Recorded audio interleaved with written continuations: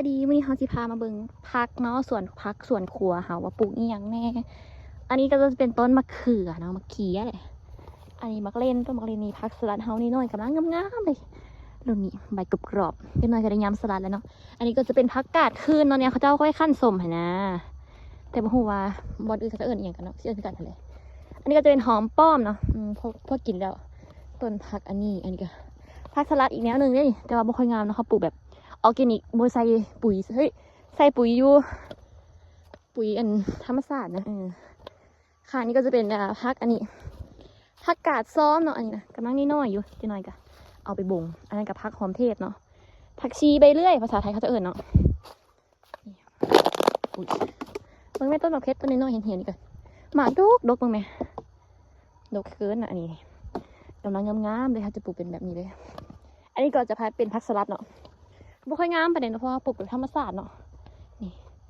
งามอยู่หั่นแหละพอกินเนาะปลูกไว้กินไม่ได้ปลูกไว้ขายเนาะอันนี้ก็จะเป็นผักชีต้นยังน้อยๆอยู่หากระวานเนาะน้องกำลังปรุงจนมันก็ตึ้งงามเต็มเลยอันนี้ก็จะเป็นผักกาดซ้อมเหมือนกันมันจะมีต้นมะเพชรต้นผักอีตูเนาะต้นมะเพชรปุ่นน้ำต้นมะเรน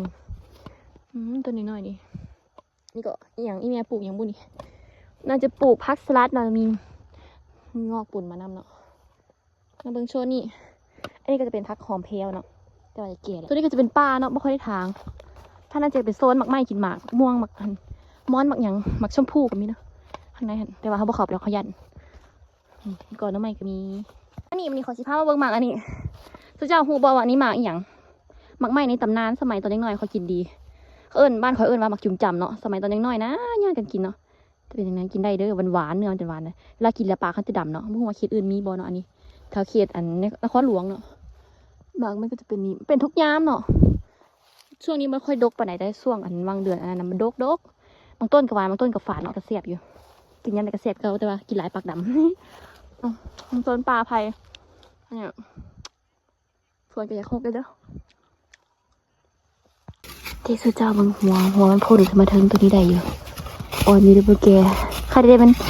พ่นขึ้นมาขั้นบ่พ่นเขาไม่ได้กินแท้ดินมันกินแกนโชคดีพลาสติกมันหัวใหญ่อยู่ด้วยเด้อว้าวใหญ่โยน้ำหวานมีให้ถ้วยหน่อยนึงคุดต่อ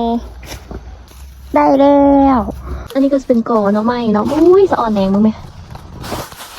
แกงพรีแซ่บเลยนี่